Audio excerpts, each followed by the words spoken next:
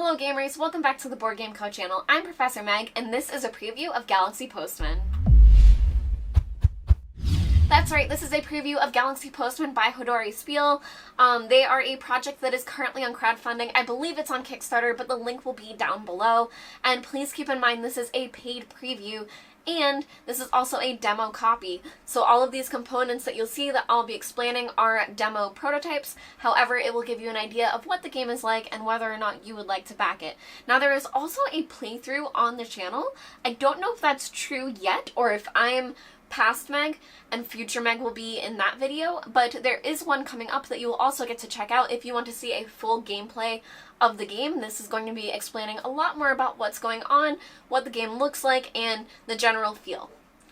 Now, when I first heard the name Galaxy Postman, I thought that this was going to be a pick up and deliver game, which is something that I've seen before in a space type genre. However, that's not really what it is at heart.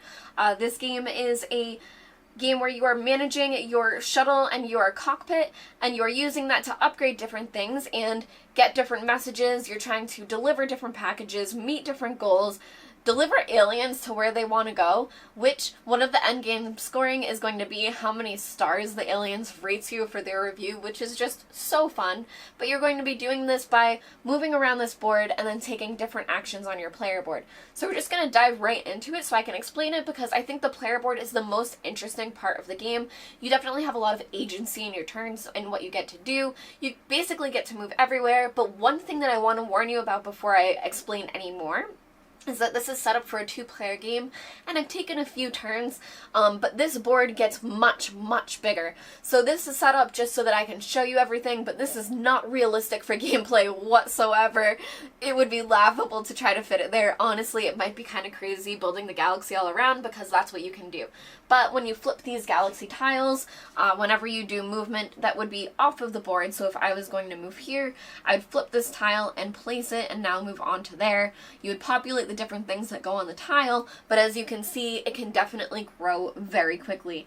So this is definitely not indicative of what gameplay would be like for board space, but it definitely was manageable for two players. This is just kind of cramped for my filming area, so I don't think that it's too much of a table hog or anything like that. I just wanted it to look pretty for you, so here we go. Now, looking at the anatomy of the player board is going to tell you a lot of the things that you're going to be doing throughout the game. So you are going to have this overall shuttle, which is your ship, and then you have your cockpit, which are these center tiles. Now, all of these tiles are double-sided, and they have an upgraded ability. We'll go over the first ones first to not get too confusing, but just know that they are movable so that you can flip them over and upgrade them later. Now, I am mid-turn, so I have this die here, so I guess we'll start with this one. So each of these, when you place them, you will get an ability for placing your die, and then you will also get an action that's associated with that area. Now, every player will start with 3 dice available, and you'll do different things to... Oop, my energy should be... Oh, I think my energy was there because I took turns. But your other 3 dice will be here available for you later that you'll be able to unlock. So, going through these actions, for this one, this is... When it has a dice and then a certain arrow, it means that's the value that you're able to place. So where this is a 3 and lower, I placed a 3. You could place a 3, 2, or 1. But the second one that you place for that turn cannot be equal. So if I have a 3 here, I cannot place my other 3 here, but I would be able to place a 2 or a 1. Now that's just the restrictions for what you're able to place here. But after you use that, you'll be able to use this action. I'll get to the actions later. Now, the next one that you're going to be able to do is this one. Again, it has to be a die that's 3 or lower, and you'll gain an energy. Now, for any that have these question marks, you can place any value dies. So I have a 5 here or a 3. I could put anything that I want, and then it allows me to manipulate a die up by 1. Now, for example, if I wanted to use this 4 action, I could use my 5 to move my 3 up to a 4 to be able to use it for this action later.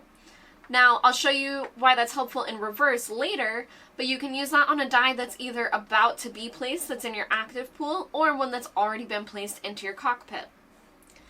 Now, this space would allow you to use any die, but instead adjust it below. Now, the reason you would want to do that is that if I had placed a 6 here, At the end of the round, for anyone who has a 6, they're going to receive 1 damage marker. So that means that you executed things, but you executed them just a little too perfectly, and your ship is going to take damage for the power that you put through it, which I think is a fun mechanic, but that means that you will move 1 up on this damage track. So that would be a reason why you might want to move a die down, because you can use the 6, use the ability, and as long as before the end of the round you move that dice down, you'll be safe. Now this spot you have to have a 4 or above and you'll gain a money, and this one just has to be a 4 or above. So those are the different things that your basic actions do on your cockpit tiles. When you upgrade them, they do certain things, like this one had to be a 4 or above and you would gain money, then it becomes you can gain anything and gain 2 money. So those are the different things that those will do. Now, depending on which of these you choose, that will depend on which action that you then take. So, for example, this top tile is linked to this side and to this side. This tile is linked only to here. This tile is linked to here. This one is linked to any, and this one would be linked to here. We'll get to that in a little bit. So let's talk a little bit about what those are. This first action here is how you're going to be moving around the board. So you can see that this is the die value equals the movement, and then plus 2 wormholes. What that means is for the basic ability, you would be able to move 3 because you're moving the amount of your dice, but once you upgrade this tile, you're able to pay 2 energy to also place a wormhole. Now you can see that this does cost 1 energy, so you have to have an energy down here in your energy track to be able to pay for that, but as long as you can, you would be able to then move 3 on the board. Moving is anything that's orthogonal, so you could move up, and then this would actually move you along these asteroids down to this spot. These asteroids would cause 1 damage each over here on your board, but you would then be moved to this spot. Now this spot is where you regain energy and repair your ship. For the number that you placed here, so for example if my 3 was placed here, I would regain 3 energy or be able to remove 1 damage that's been placed on my ship, and this does not cost any energy to play. I'll explain damage in a little bit, but just know this is the main way you're going to be getting energy and how you're healing damage from your cockpit. Now this section is going to be how you're transporting aliens home. There are going to be different aliens that will populate all over the board, and you're going to want to be driving them home and then getting different reviews on how well you drove them home. Now to do this, you will want to already be on a spot where an alien is, and then you will take the die that you placed and see what it is and compare it to the spot. So you'll already know that this is a 3-level alien, so all you would need is a 3 or higher, but there are different ones that, for example, have 5 or 6 that you need a much better tile. I think that there's 6s. Either way, there are different numbers, so you'll need different dice depending on that. So once you do that, if you do save an alien, you'll remove his token from the board, and then you will reveal the alien that you rescued.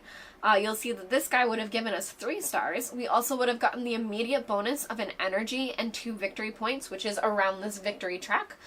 And he would have said, super easy, just stick your thumb out and someone will take you. Perfect. That's H2G2. However, you also see that he has this 6 die and then a bonus. If I had used a 6 die on my player board to rescue him, then I would have also gotten this additional bonus, which is an extra victory point. These can all vary. There are different reviews that they'll give, different star amounts, different bonuses, all different kinds of things, but you are saving different aliens and bringing them home. Now, going through the player board, there is one final action spot, which is upgrading the shuttle. You can either upgrade a cockpit tile, buy an officer tile, or unlock an additional die. So for these, you would pay 3 cents, and you would be able to flip any of these over to their green side. For this, you would be able to purchase any of these available pilots. Officers. They're officers, and you can purchase any of these officers. They all have different costs on them, and they will refill as other people buy them. However, you only get 1 officer for your ship.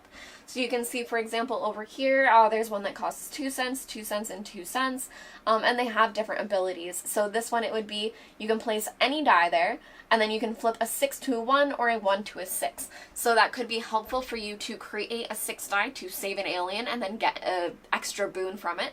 Or you could use it to take a 6 that's already on your board and flip it to not take damage at the end of the round. Just to wrap up the player board, is your coin track. Money is pretty hard to get throughout the game, so it is something that you'll want to focus on. And then there's also your energy track. If your energy is ever at 3 or lower at the end of a round, you'll also take an additional damage as you're playing. Now let's talk about movement around the board, because that's the other most important thing besides your player board, which is how you'll be moving around the board. Let's go. So this is the starting tile. When you start here, you'll be able to move to any of the adjacent spots. So I actually played a few rounds just to set this up, and I had the blue person go this way and then this way, and the green person start going this way. So you can see that you can build it different ways. There are little dots that may be hard to see on camera, but that shows you where the different tiles line up, so I never have to question where they might go. They always just have those little tiles for me, little dots. So this just shows you a little bit more about what a map might look like, and then you would populate the different things, such as the aliens, these galaxy waste tokens, which I thought there was another one, but I guess not, no. And that is everything that would pop up currently. So let's talk about the different spots and what they would do. Now, any normal space you can move through for just one, and even spots that are like this you can move through, and that's just one movement. Any of these asteroids you can move through, however, they cause 1 damage to your ship, which is tracked on your little tracker, but you will take a damage. Now, if you go to a spot that matches your color, so if our green person went to over here, they would be able to deliver a package. They would then take their color token, put it here, and then you get to check out the package that you delivered. Oh no, it's a 1-star package, but you would get 3 victory points. Unfortunately, this was nothing. Phew, where do I start? Not at all would be best. That was just nothing. So, absolutely zilch. 1 star. So that would go to the person who delivered it. Is that right? That was green. It'll go to green. Let's make sure that the continuity is there. So that's what those spots would do. Now, if you go to a black hole, black holes can transfer to other black holes. And these little message spots are SAM messages. So if you move on to this spot, you can then put your little token tracker here, and you will get an SAM message instead. Now these are really exciting. This is the trainee. You have proven you can do more than just put 1 and 1 together. The next few days will be accompanied by a promising trainee. Show him or her the way. Make your choice. You can either receive an officer for free or gain 2 money, and then every other postman gains 2 victory points.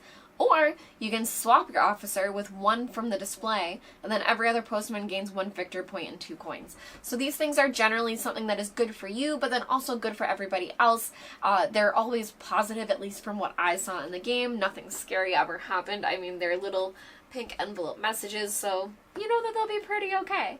And that is basically what you're trying to do in Galaxy Postman. Now, there are a few other things that I neglected to go over.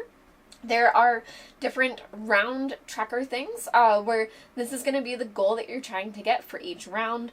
When you place your marker on these delivery spots, you will then get that bonus depending on the round. Now there are different tiles for rounds 1 through 3 and 4 through 7, so those will vary. And besides that, we'll go through final scoring.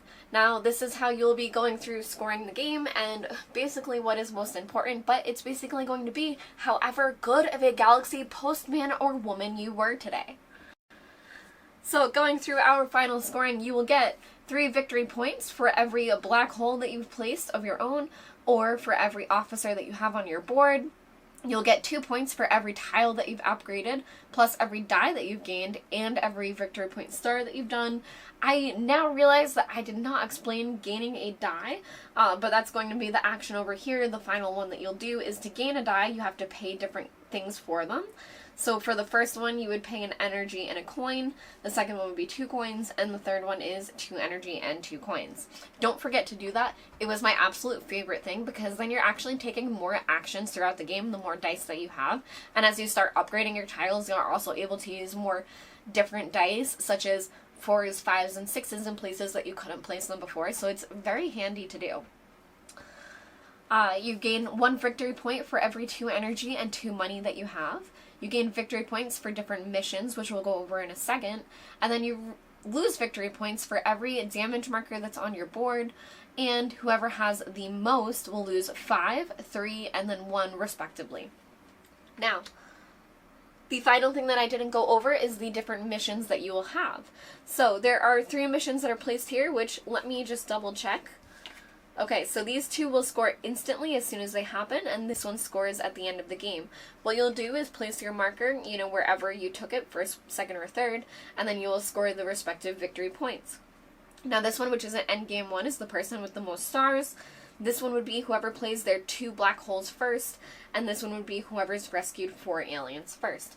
This has been a preview of Galaxy Postman. I'm Professor Meg. This is Board Game Co. Please remember this is a paid preview, and this project will be linked down below. You can check it out now on Kickstarter, and check out the playthrough and let me know who you think will win.